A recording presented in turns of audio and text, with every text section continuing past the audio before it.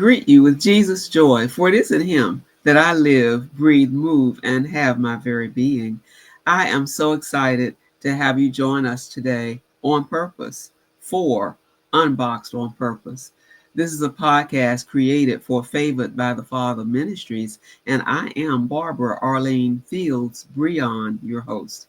Our guests usually share how they stepped outside of dark places or comfort zones to become unboxed. We talk about experiences that lead to fulfillment of unique purpose and identity. I pray that each episode will help anybody in the audience, whether it's visual or whether it's simply auditory, audio, access your authentic destiny. And joining us today is the lovely Shinese Collins. Hello, Shinese. Good morning. She is a dynamic business professional, and she has nearly 3 decades of experience in the telecommunications industry.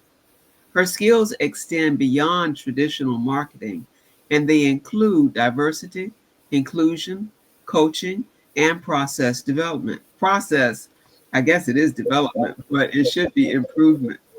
Alongside her corporate career, Shanice Collins is a life coach, author, and speaker, marketing manager in the telecommunications industry, CEO and founder of New Horizons Women's Network. And through her company, she empowers women to achieve their personal and professional goals. With her unique blend of corporate acumen and entrepreneurial spirit, she is the most wonderful person that I've met in this field. She's just a marketing professional. She's not just a business owner. She is a transformative leader. She drives organizational success through innovative strategies, empowering leadership, and active listening. Now, I know her to be these things, and I welcome Shanice Collins to the Unboxed on Purpose stage. Hey again, Shanice. Hey. I want you to just greet the audience in whatever way you like. Hello, everyone. It's a pleasure to be here with someone that I've known for many years. And, it's funny how these technology streets will reconnect you with people that you like, oh, yeah, I remember. So it's just good to be in your presence. Indeed, indeed. I was associate minister and in charge of Christian education, nurture, and disciple making at Second Calvary Baptist Church in Norfolk, Virginia. And Shanice came to be a member there at an at in a college age, right? Yes. You were in your college years, and over the years, life has happened, and I moved to another area, and I follow her on social media. And one day, recently, the Lord spoke to me and said, "Reach out to her with all these wonderful things that she's doing, and see if she'll share about how she became unboxed." And I'm so glad that the LinkedIn outreach connected me to her in that way. Thank you so much. And would you tell me, tell the audience why you actually said yes to the question? Well, number one, I've always respected and admired you. I learned a lot from you during your years at Second Calvary, and I still watch you on social. So it was one of those things where I can't go wrong by sitting with her because I know it's a safe space and I know that God attaches you to the right people at the right time. So it was a no brainer of, oh, yeah, just win. That's fantastic. And that empowers me to continue to be a woman of integrity so that people can trust me and find security and safety in the arms of Jesus, because he's the one that I trust to reside in me. I want to focus now completely the rest of the show on you and what it is that you offer. And you can go forward in whatever way the Holy Spirit gives it to you, regardless of what I ask you. But we'll start like I usually do with other guests, with your childhood and teen years. If you roll it back and think about what your passions were in life, because a lot of times we know that childhood passions spill into who we become. I'm going to go backstage and let you do your talk about that, and you can go in whatever direction you like. Okay. So when I think about, first of all, just the title Unboxed is so fitting for me right now because I have been doing a lot of unboxing this year for myself and realizing that I was dimming my light and I was trying to fit in. And it hit me in February where I was at a business conference and everyone was having all these downloads and I kept saying, well, why am I not receiving anything? Why am I not hearing anything? And then it just hit me almost like a smack upside the head. My name is Shanice. I was destined to shine because it's embedded in my name. So why are you trying to dim your light for other people? God gave me this light, so I'm supposed to let it shine. But it does go back to childhood. I was raised by my grandparents. My biological parents were young teenagers who just were not ready to be parents or take on that responsibility. And I ended up with my maternal grandparents. But as you can imagine, that left some scars. And I struggled with that whole of feeling not wanted or being abandoned or maybe feeling like I'm just not lovable, even though I got tremendous love from my grandparents and the remainder of my family. But I couldn't shake that unwanted feeling for a long time. And it followed me. And what I would do often was I would write poetry, and then I would have these visions of myself doing different things. And for some reason, I always had this vision of myself as some type of businesswoman. It wasn't ever clear if it was me working for another company or if it was me owning a business, but I somehow knew I was going to be in some type of business, corporate ish setting. And that's how I ended up not even thinking back to the fact that, you know what, I saw this when I was a child. And then you fast forward into just having people pour into you in ways that you couldn't imagine. So many people, if you go with the stigma that the media shows us, if you go with the movies, the sitcoms, you grow up in the projects, you're doomed. And that was just not ever told to me. I was never told that you're not going to be anything because you grew up here. If anything, I was told, do whatever it is you want to do. You can do what you set your mind to. You can certainly go to school. You could and have a prosperous career. So I always had someone speaking into my life. And then I was very, very involved in my church. The youth ministry at Southern Baptist Church in New York City was phenomenal. We had so much to do between choir, Sunday school, going to the Baptist training union events and all of those things. So that's where I got the foundation of even teaching. My first Sunday school class was at that particular church. I taught the primary class a few times. So those types of things is what guided me and kind of propelled me into my life into Norfolk when I left New York to pursue my college studies, which I will say, I had a full ride scholarship to a school in New York, and I declined it because I was fearful that the job I was on at the time offered me full time. And the amount they offered me at that time, back in 19 blah blah, blah was pretty good, for my age. So in theory, I kept saying, if I stay here and I work, the money's going to get too good and school is not going to be the priority. So I took the leap and went to Norfolk, where I knew absolutely nobody. Unboxed. That's unboxed. Go ahead, keep talking.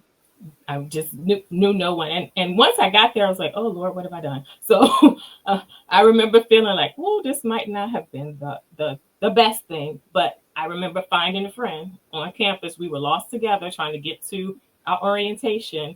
And it just kept growing and growing from there. And I met the pastor of our church, our senior pastor. I met him on the campus of Norfolk State University because I was doing a work study program. And he used to come by and speak with one of the members of the church at the time because he was part of a building project that the church was doing. And I wasn't aware of any of that. But I remember him asking me, young lady, do you go to church? And I said, well, not here. I'm not from here. And he said, well, that doesn't matter. You should come down the street and visit our church. And That's how my journey at Second Calvary started, and that's how I met you, Rev. Let me come back on stage and giggle and grin because I do remember when you came, and I do remember that the church has an awesome and active ministry at the university, which is literally down the street. The physical address is the same for the church and the university, and the outreach ministry there is absolutely phenomenal. Not only were you there, but I believe you are still there, Oh yeah, and it's I been. know that you are still active there. Yes, I can't believe it. If anyone had told me, I would have said, not me. So I am a deaconess, have been for the past, I think, 5 years now. And I'm a co elder of the Services and Helps Ministry. And I Tell us a also little, teach in the Christian Leadership School. tell us a little bit more about your work there, because we're still talking about being unboxed on purpose, how you stepped out of the areas in New York as well as within yourself to even come to Norfolk. And I'm speaking as though I'm in Norfolk right now, but I currently live in Tappahannock. But it's all good.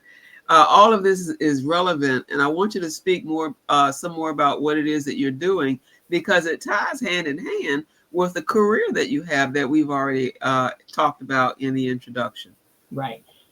You're Uh, using all of God's gifts everywhere that you are. it that is true. And even the things that I did not think would apply in the church setting, it ended up being things that just helped me be a better leader and a better member and supporter of activities at church. So my undergraduate degree is in accounting. So my first uh, I guess assignment at church was to work in the finance room and help to count the offerings and tithes.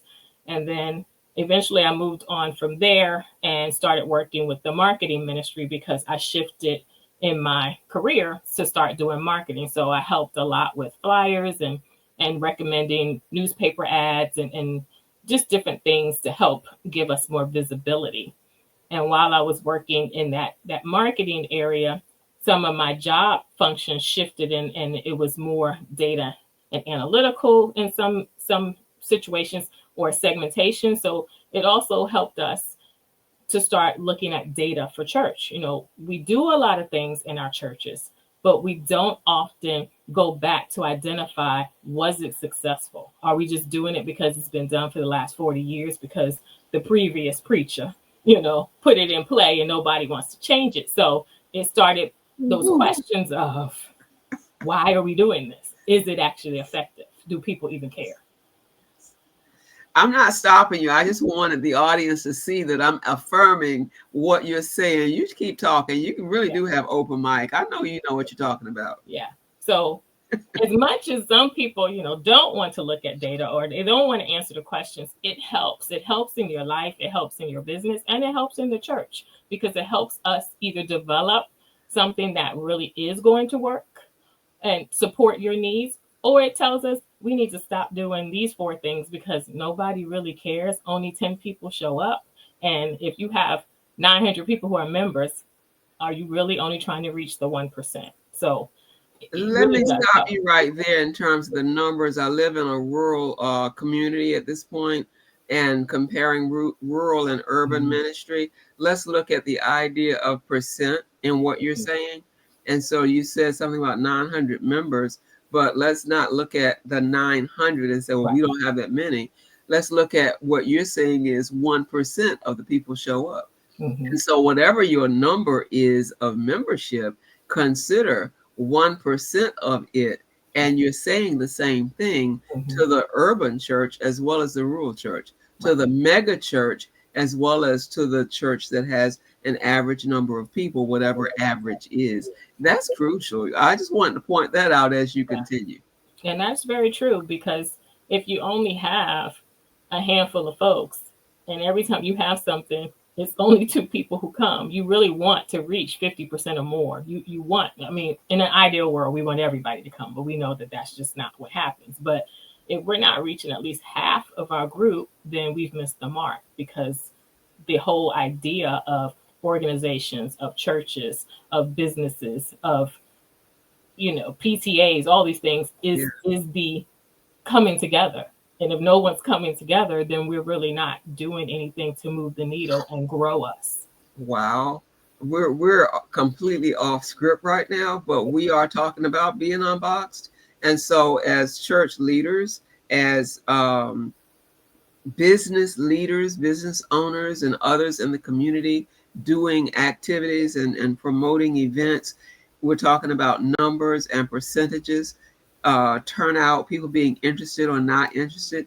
Those folks that are always creating and envisioning, putting things out there as event planners and whatnot, whether it's a church or whether it's a another group.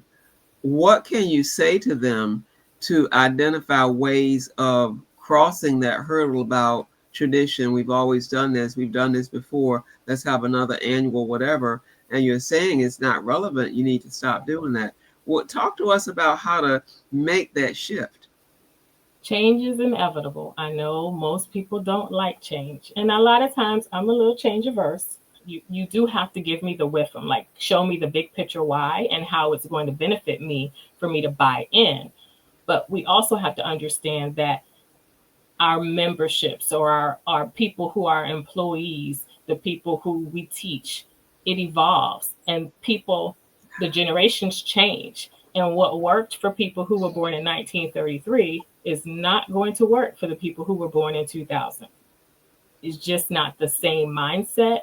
We have all this technology now that even some of it scares me, where I'm just like, I don't even know what that is. And I look at my daughter and I'm like, yeah, maybe, but we'll think about it because I'm not willing to try everything. But Right. it's just a different world. So the way I look at it is, it's different when grandma bakes an apple pie and you want it to taste like that when you bake it.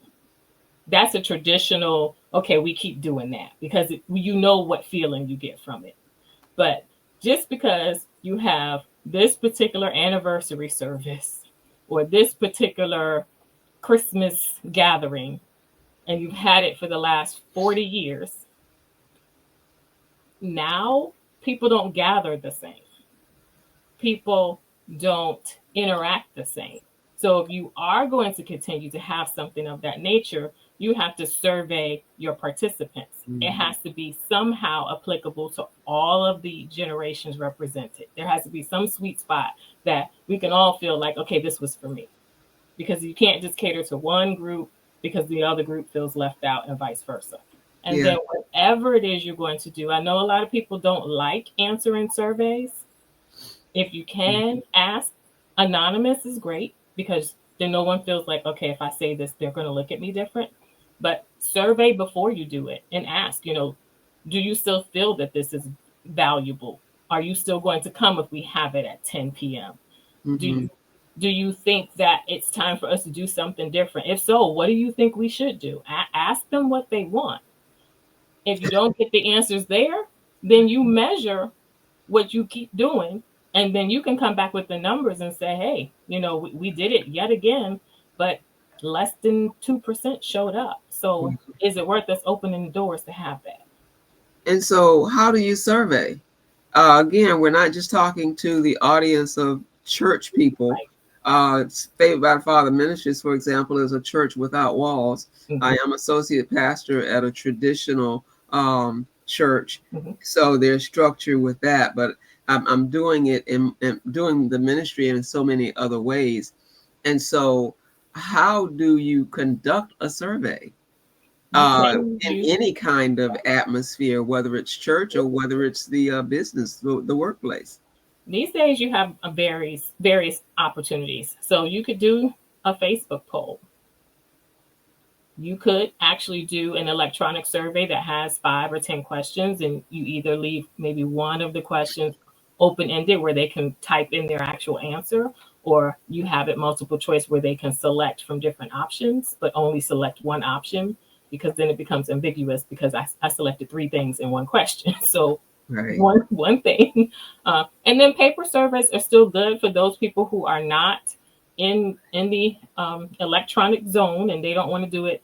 And nowadays you can send a link via text to someone and it will take them straight to a survey. So there are several options and you have to take all of that data to see we sent out X number of surveys, we got this many responses, and then start doing your percentages to find out where the group is skewing and how you need to move forward. I got a question for you that just came to me as you were doing that answer. So, okay, let's say we did the survey and we got the results back, obviously, because we did the survey. And the survey says that people really aren't interested. And we do it anyway because it was tradition. And I don't want to not do it on my watch. So we're going to do it again anyway. What and people don't come. Mm-hmm. What should be the next step? Well, first you wasted people's time because you did ask for their input and then you did what you wanted to do anyway. So it makes them feel unheard. It makes them feel undervalued because I spent my time letting you know that I don't think we should continue to do this. If you choose to do that, then understand that it may cause people to start to pull away because Say they don't that again. feel Say that again and stay no, right there. People need it to will hear make it. people pull away because they're not feeling included. And we these days, what do we talk about? Inclusivity. But when you don't listen to your people and you do what you want to do, then it's not inclusivity. It's singular. Inclusivity. You're not hearing me, you're not seeing me, you don't value me, so I'm going to go somewhere where I feel those things. I need the warm and fuzzy, especially where I work every day. I need the warm and fuzzy, especially where I go to hear a word from God. I'm going to leave it there because I don't want this to spill into my ideology. I want to ask you the questions. I know you do coaching, and so let's stay with the topic of inclusivity right now and look at the whole nature of the books that you have written, because I know those topics all go together. So I'm going to go backstage, let you talk about the inclusivity as it pertains to anything the Holy Spirit gives you in this moment. Okay. Well, I know some people may say, because I often work with women, well, I understand women because I am a woman. So I tend to work with women a lot more than I have worked with men as far as coaching. And even in business settings, I may have worked for men or been on projects with men, but a lot of times it is that woman who will come to me and ask me for either advice or ask me to mentor them or have these various discussions. And what I have learned over the years is when someone asks you for help, of course, initially you may feel like, oh, I have to help them. But you have to take a step back and actually think, can you help them? We're not built for everybody. We're not wired to do everything and be everything for everyone. And that was something I had to learn the hard way, because you can easily impact or influence someone's life in a not so good way by walking in a space that you have no authority, you have no skill set, you have just no experience in. So oftentimes, if someone comes to me and I listen to what they need help with, if it's not my area, I will tell them immediately, this is not an area that I am used to working in or dealing with. And if I know someone who does do the said thing that they need help with, then I will recommend, hey, talk to Bill or talk to Becky, talk to Julie, talk to whoever.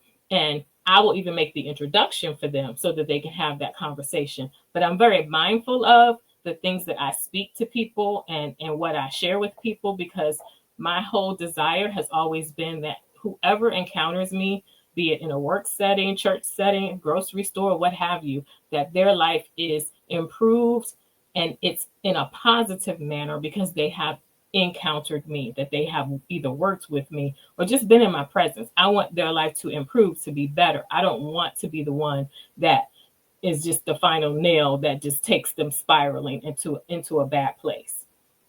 And a lot of this comes from just self-reflection, which I know we don't like to do, but it's necessary if you are a person who wants to grow. And we all know, if you are a child of God, you are a work in progress until the day you take your last breath. we are not perfect people. We will never be perfect people. So I'm always looking for what did I learn from it? What did I get from it? Because even if it was not the most comfortable position or situation, I've learned something from it. You may have learned what not to do, or you may have learned what not to say to people or how not to react. You may have learned what your triggers are. And a lot of this comes from me journaling. And my first book, Resilient on Purpose, came from that space of journaling. I was in my 40s. I had a thriving career, lots of demands on me. I had a child in elementary school. I was remarried at the time, and my mom got sick. My caregiver, I think I said earlier, I was raised by my grandparents, but I always refer to her as my mom because that is who raised me. And she became ill, and she still lived in New York City. And here I was in Virginia trying to manage all of this and care for her. And the responsibility fell on me as the grandchild who was the child because her two children just didn't want to deal with it. And that was a tough space to be in. And I felt like the weight of the world was just on my shoulders. And unfortunately, you know, we're wired oftentimes to be independent, to be strong, and you could just push through anything. Sometimes you don't need to push through. Sometimes you just need to sit. Sometimes you just need to be. Sometimes you just need to listen and reflect as to what's going on. Learn your part in it, and then seek God to see what is the next thing. What exactly should I be doing? And that's how Resilient on Purpose came about, because I had to deal with deaths of 3 family members in 33 days. And it started with that grandmother who raised me. The day that we had her funeral, my paternal grandmother passed. And then within a few weeks, my uncle, who was I was raised in a house with him. He was about 12 years older than me. He passed. So all within a 33-day span. And that taught me that, one, life is precious, and I needed to start living my life out loud. I didn't need to exist. I needed to actually live. And I didn't want to be angry. I didn't want to be depressed. I didn't want to just be in a dark place. And this book allowed me to just release a lot of that. It was therapeutic, and it helped me to say, as private as I am, there are people who are struggling, and they need to know that you can get through anything, but it takes time, and it takes some work from you. It takes you actually trusting in God, but also trusting in yourself. And writing has become just that thing for me that helps me move on in life, in any situation. So that's how Resilient on Purpose came. So resilience for me was more of admitting that I had some stuff to deal with. It was admitting that everything was not okay. It was admitting that life was lifing, as people say now, but also remembering I had a child in elementary school, and I still needed to be her mother. So I couldn't go into a cave as much as I wanted to. I needed to be there for her, but I also needed to be there for me, because I also realized that I was having an identity crisis, and many of us women have this. I grew up being Hattie's child. Then I was Malcolm's wife. Then I was Mariah's mom. And I was the manager of X at the organization I work for. I was, Deaconess Collins or Instructor Collins. And I never really stopped to think of, well, who exactly is Shanice? And I don't think that I realized that until I was in my 40s and started going through these things to say, wait a minute, who am I? And the writing helped me to get to that place. It helped me to understand who I am and to start actually walking in who I was meant or created to be. You got another book too. So tell us about the other one, because all of this is talking about inclusivity, because you first relate to yourself and understand who you are in God's eyes, created for a purpose in his image. But when you go through life, and as you say, life starts lifing, right? Yes. Things happen. And you've talked about the resilience, but there's this other book, Shattered Silence. Would you tell us about that? Yes. Because we're still talking about the same thing. Mhm. Let me shut up, go backstage, and talk, girl, talk. So shattered silence, it's the key part of the title, but it says breaking barriers, becoming vocal, visible, and victorious in life. We often suffer in silence, and we hide in plain sight. So you're going through the worst things in your entire life. No one knows it because you are silent about it. You don't think that either anyone wants to hear it, or you don't think that anyone will understand. You think that it may show that you're weak or negative things about you. That is so not the case. When we are able to share truly those things that are plaguing us, or the things that have hurt us, things that have left some scars, any of that, just experiences, when you're able to share that, one, it shows that you're human, because we are human. And I think sometimes we forget that. We go through life and we're a little robotic, and we are all human. And if you cut any one of us, we will bleed. We will bleed red blood. And while things happen, someone else can learn through your experience. One, they can learn what not to do, or they can learn what to do, or it can give them a glimmer of hope of, you know what, if she got through that, then I can get through this, because I'm dealing with something similar. And the whole shattered silence piece came about because I think everyone or every organization went through the whole George Floyd situations. And I guess, what was the term people were using? Everybody was woke. So organizations were having all these conversations about diversity, equity, and inclusion. We want you to bring your whole self to work. We want to know you as a person. And in my mind, I kept saying, how long is this going to last? Do they really want to know about me, the whole person? Do they really want to know that you have someone who grew up in the projects leading these meetings and speaking to the chief marketing officer and speaking to the senior vice president of marketing and sales? Do you really want to know that? And sometimes I felt, okay, they may want to know some of it. And then there were times where I was like, yeah, they don't really want to know.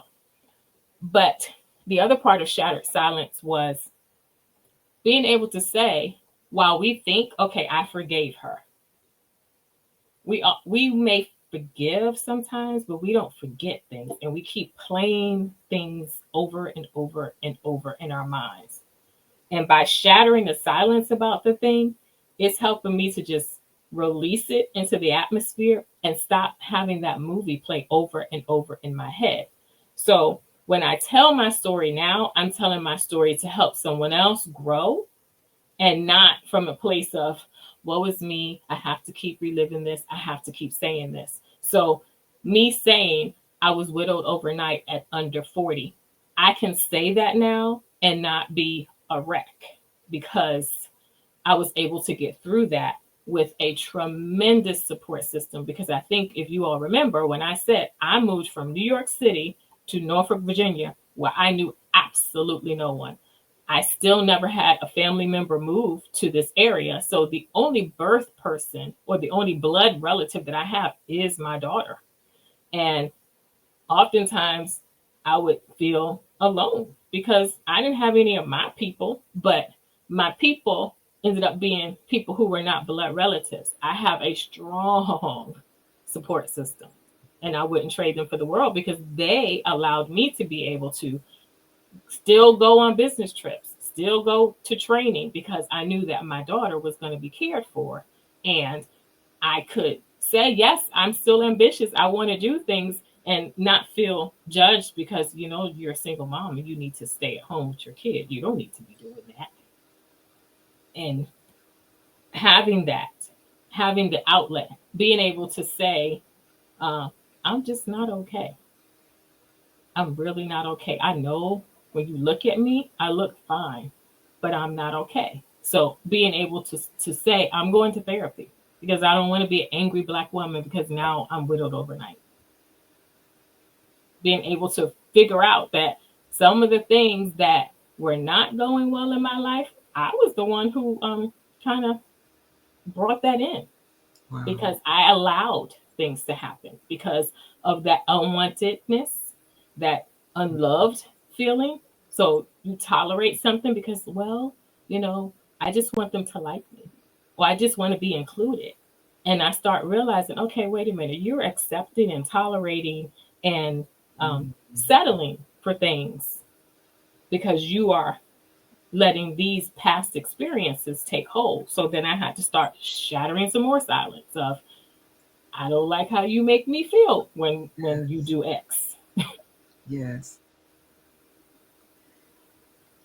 Just a I'm lot. I'm just saying yes. I was teaching alternative education students at one time, and that was one of the things that I tried to impress upon them, how to articulate, how to communicate certain circumstances so that you don't go back from where we are together and end up back here with me.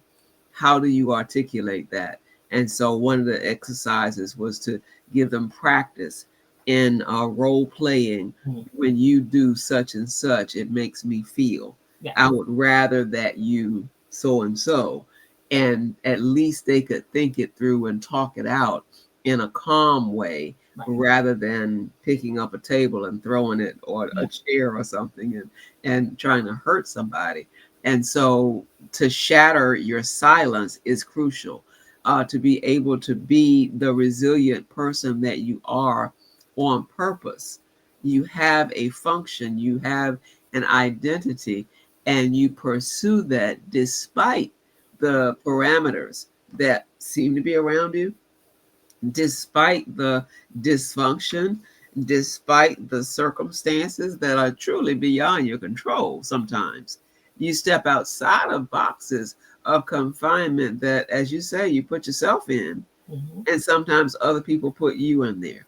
And so that's what this show is all about, giving people a platform to discuss these matters so that others who tap into this podcast will be able to say, well, if she could, and you've said this in this show too already, if she could, then I can too. And you're giving them tools. And as you we talk about that, we could be here, for hours talking about this stuff. But you have services, you have products, you have these books. How can people reach out and get in touch directly with you?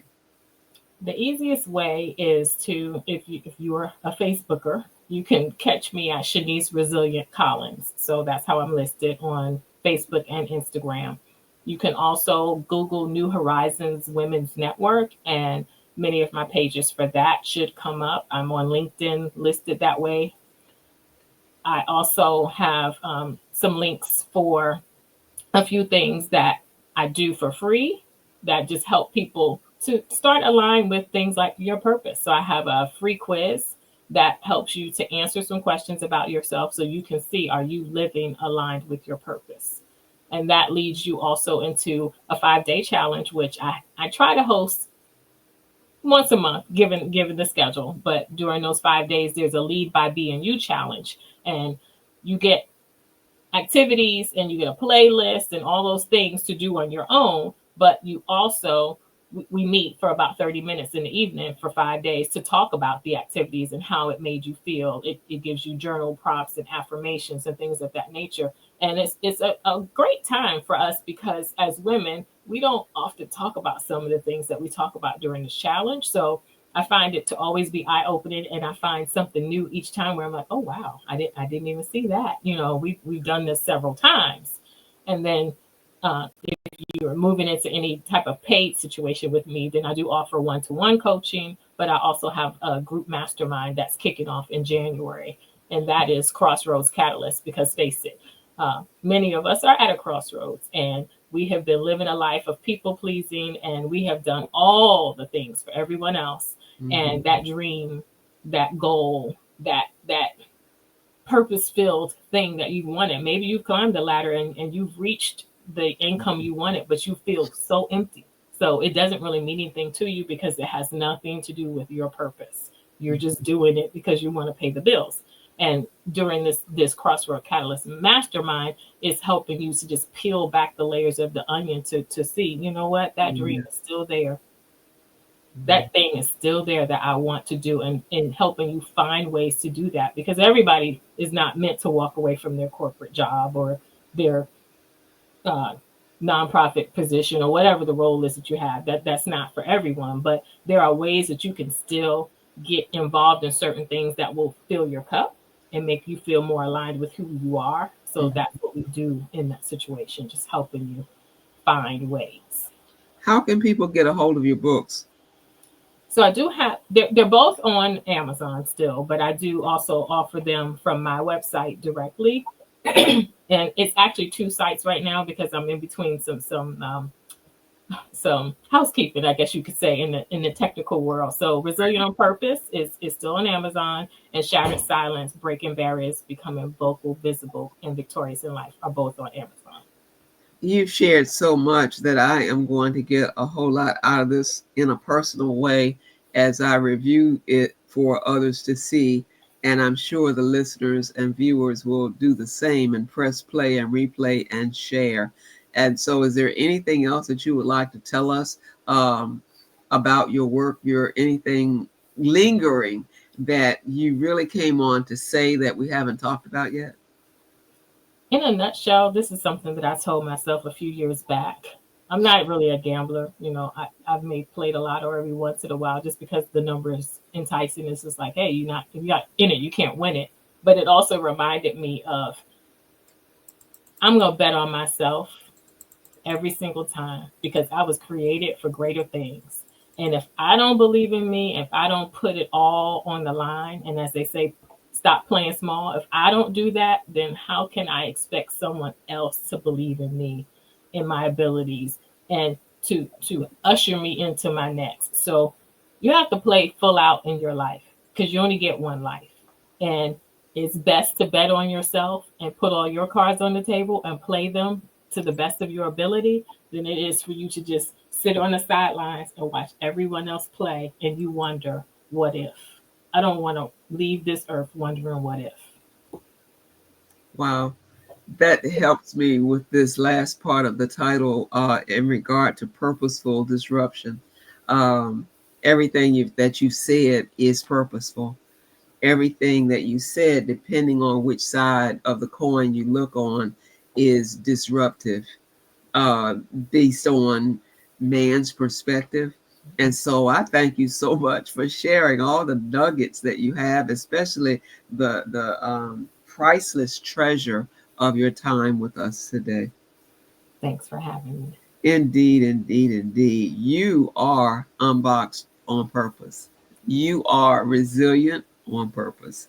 And you have shattered silence on purpose. With all the disruptions that there have been in your life, you've thrown out some interesting and major significant things. I know that's redundant, major significant, because life keeps what? Lifing. And yes. And you have to keep putting one foot in front of the other.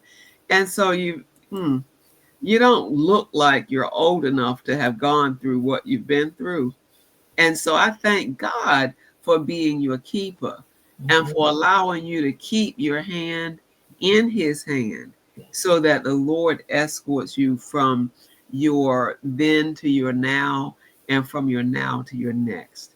You are a woman worthy of these people calling you, connecting with you, and allowing you the privilege of coaching them.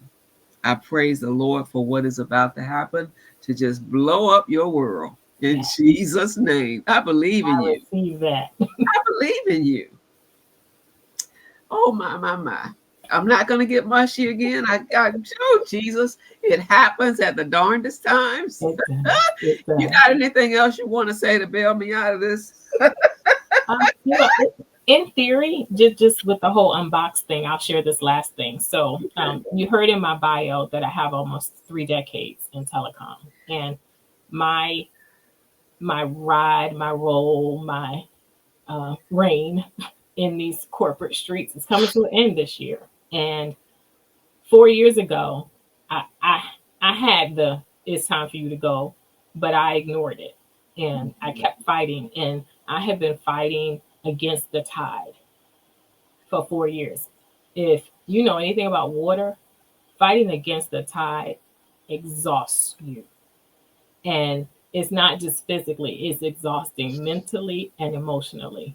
And when the opportunity came around this time, and I could actually just say, you know what, I'm going to go with the flow. And I'm going to just let God lead me to whatever it is He wants me to do next. And when I just took my hands off of it, because we think we're in control, but when I took my hands off of it, it all happened so easily. And I can leave knowing that I'm leaving on a high note. Yeah. Know that I gave them everything that I had during those years. And now it's time for me to give all of that effort somewhere else. And I'm actually in the best frame of mind up for that. Where 4 years ago I was like, oh no, I was holding on for dear life, knuckles white. But now I'm just like, nope, it's time. I see it plain as day. So when you ask for something, Mm-hmm. it does not always come in the package that you expect it to come in. So pay attention to the things that come to you, because that may be the answer that you were looking for. It just doesn't look like what you expected. This is so powerful. Thank you, thank you, thank you, Lord God Almighty, for speaking into the life of Shanice Collins Yes. on purpose. Thank Mm-hmm. you so, so very, very much. And so now we'll turn to our listening audience and our viewing audience and ask you to join us again next week for another episode of Unboxed on Purpose with our refreshing conversations. Whether I get mushy through them or not, I'm just being my authentic self. We will post our authentically new episodes on Thursdays. On the Favored by the Father Ministries YouTube channel, on our Facebook page, on LinkedIn, and most podcast platforms. So we do evolve like butterflies coming out of dark places, coming out of dark boxes of confinement. And we allow the Holy Spirit to advance us to immeasurable, lofty levels in the Lord, just fluttering freely into the space that the Lord allows us to bloom wherever we are planted, wherever the circumstances may be. We can do what God intended for us to do, and we can remain favored by the Father. I thank you again for joining us, and I pray God's blessings for everyone to be their authentic selves. Thrive in 2025, because that's what we're going to do. God bless you. Thank you.